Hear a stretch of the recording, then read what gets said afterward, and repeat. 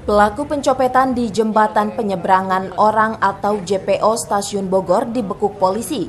Sebelumnya, aksi pelaku yang berinisial YZ alias Bajing ini sempat viral di jagat maya setelah terekam kamera ponsel salah seorang netizen pada pekan lalu.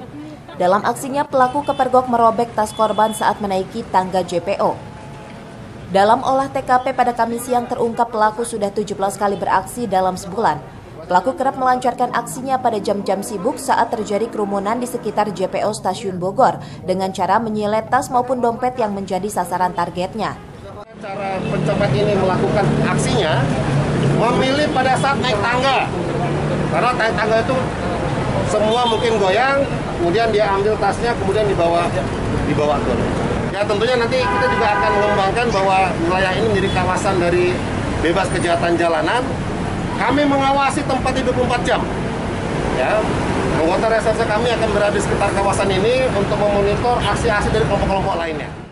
Selain mengamankan satu orang tersangka, petugas juga menyita bukti rekaman, pakaian, serta sejumlah ponsel hasil copetan. Hingga kini polisi masih terus mendalami sindikat jaringan copet yang kerap menghantui warga di area stasiun dan pasar. Dari Kota Bogor, Herman Bons melaporkan.